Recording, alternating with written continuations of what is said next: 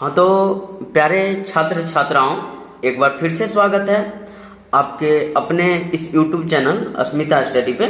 और आज के इस वीडियो में जो हम बात करेंगे वो है वर्णिका भाग 2। ठीक है, यानी कि जो आप लोगों का जो क्लास 10th का जो है वर्णिका भाग 2 यानी कि दूसर का जो हिंदी है उसका चैप्टर नंबर 1 दही वाली मगम्मा, उसका ऑब्जेक्टिव जो भी है, जो भी इस चैप्टर का ऑब्जेक्टिव बनेगा सभी जो है हम इस वीडियो में आपको बताएंगे। ठीक है, तो आप लोग वीडियो में बने रहिए। और अगर आप इस ऑब्जेक्टिव को देख लेते हैं ना, लगभग जो है हम 20 ऑब्जेक्टिव जो है इसमें बात करेंगे। 20 ऑब्जेक्टिव पे अगर आप देख लेते हैं तो आपका जो है ये 3 या 4 नंबर जो है यहाँ से जरूर पूछेगा, इस वीडियो में से पूछेगा। हम गारंटी के साथ दे रहे हैं और आप लोगों को तो एक एक नंबर करके पुराना है। तो यहाँ पर देखिएगा हम बारी बारी से जो है सभी चैप्टर का ऑब्जेक्टिव जो है आपको क्लियर करवा देंगे। तो आज हम एक चैप्टर पे बात करेंगे, तो चलिए क्लास को शुरू करते हैं ना।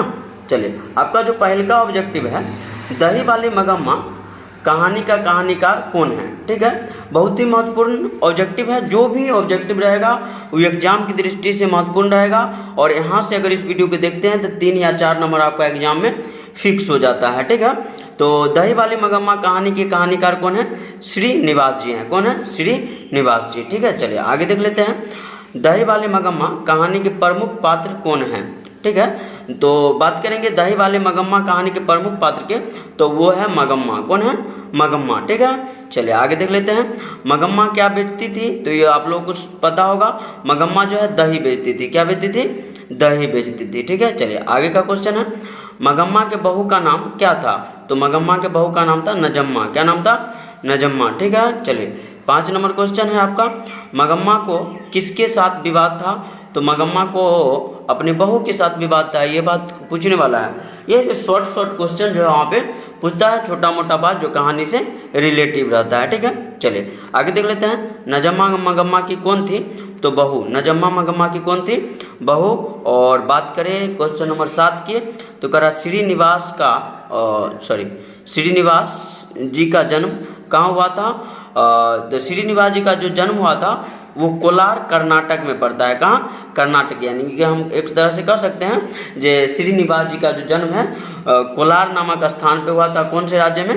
कर्नाटक राज्य में। ठीक है, चलिए आगे देख लेते हैं। मगम्मा किसके लिए मिठाई रखी थी? तो आप लोग को पता ही होगा, मगम्मा जो अपने पोता के लिए मिठाई रखी थी। किसके लिए? अपने पोता के लिए। तो इसका स्क्रीनशॉट आप ले लीजिए, हम जो है थोड़ा इधर स्क्रॉल कर देते हैं ना। चलिए आगे हम बात करेंगे, 8 तक बता दिए, हम 9 से बात करेंगे। कहाँ से? 9 से। चलिए इधर हम पेज को जो है ले लिए हैं और इधर आप लोग देख सकते हैं 9 से क्वेश्चन आपका रेडी है ना। करा है दही वाली मगम्मा किस भाषा की कहानी है? तो दही वाली मगम्मा जो कहानी है वो है कन्नड़ भाषा की। कहाँ की है?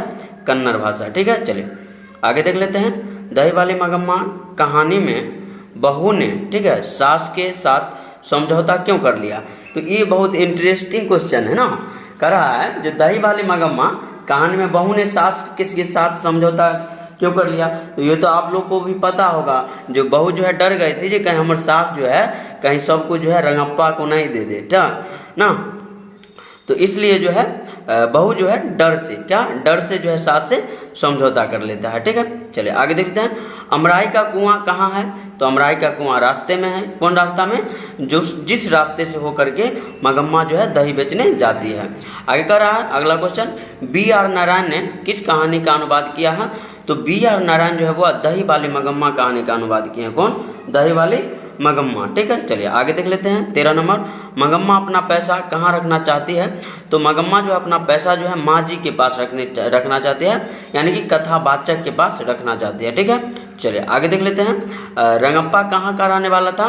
तो बेकंठपुर। ठीक है, इसके गांव का नाम था बेकंठपुर। ठीक है, और मगम्मा के गांव का ही था। तो मगम्मा के अगला क्वेश्चन भी है आपका, जो मगम्मा के गांव का नाम क्या था? तो बेकंठपुर। ठीक है, तो दोनों का गांव सेम ही था, आप लोग ध्यान रखिएगा। दही वाले मगम्मा कहानी का प्रमुख पात्र मगम्मा, इस क्वेश्चन जो है दोबारा हो गया, इसलिए हम सॉरी बोलना चाहेंगे। ठीक है, दही वाले मगम्मा कहानी का प्रमुख पात्र कौन है? मगम्मा। ठीक है, चलिए आगे है 17 नंबर का। आप लोग फटाफट थोड़ा देखिए, दही वाली मगम्मा कहानी किस भाषा से अनुदित है और किस भाषा से, हाँ तो किस भाषा से लिया गया है? तो कन्नड़ कहानी है। कौन सी कहानी है? कन्नड़। ठीक है, चलिए इसका स्क्रीनशॉट आप लोग फटाक से ले लीजिए। आगे जो है हम बता रहे हैं 18 से, यानी कि 17 तक हम बात कर लिए हैं और 18 से बात करेंगे, ठीक है। चलिए, लेखक ने कहानी में मगरमच्छ की उपमा किसको दी है? ये महत्वपूर्ण प्रश्न बन जाता है। लेखक जो है कहानी में मगरमच्छ की उपमा किसको दी है? तो बहू को। लेखक कहानी में बहू को मगरमच्छ कहते हैं, ठीक है। चलिए, अगला क्वेश्चन है श्रीनिवास जी का जन्म कब हुआ था? तो श्रीनिवास जी का जो जन्म हुआ था बबुआ, वो हुआ था 6 जून 1891। कब हुआ था? 6 जून 1891, ठीक है। अगला क्वेश्चन है श्रीनिवास जी का जन्म कहाँ हुआ था? तो कोलार कर्नाटक में हुआ था। और आगे का प्रश्न है घर वाले के रहते एक अच्छी साड़ी नसीब नहीं हुई, ऐसा किसने कहा? तो घर वाले के रहते हुए एक अच्छा साड़ी भी नहीं नसीब हुई, ये बोली थी मगम्मा। किसको बोल रहे थे? माँ जी को, यानी कि कथावाचक को बोले थे, ठीक है। चलिए आगे देख लेते हैं मगम्मा क्या खाती थी? तो मगम्मा पान सुपारी खाती थी, ठीक है। ध्यान रखिएगा, मगम्मा क्या खाती थी? पान सुपारी, ठीक है। और इसी के साथ जो है आपका ये 22 ऑब्जेक्टिव जो हम इस वीडियो में बात कर चुके हैं। तो आप अपने भाई के चैनल को सब्सक्राइब कर सकते हैं और वीडियो को लाइक करके ज़्यादा से ज़्यादा शेयर कर सकते हैं।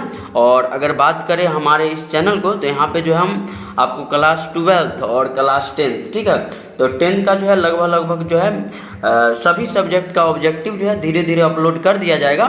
और 12th का जो है 12th का भी जो है लगभग में जो बात करें तो पॉलिटिकल साइंस, हिस्ट्री और हिंदी, और उसके बाद जो है एक और आता है सोशियोलॉजी है, ठीक है, और साइकोलॉजी, सबका ऑब्जेक्टिव जो है, और एक और है ज्योग्राफी। इस सब जो भी विषय आपका, उस सब का ऑब्जेक्टिव जो हम इस चैनल पे डालेंगे। तो आप लोग जो है अपने भाई को दुलार प्यार दीजिए और चैनल से जुड़िए, ठीक है। ज़्यादा से ज़्यादा सब्सक्राइब कीजिए, शेयर कीजिए। धन्यवाद। जय हिंद, जय भारत।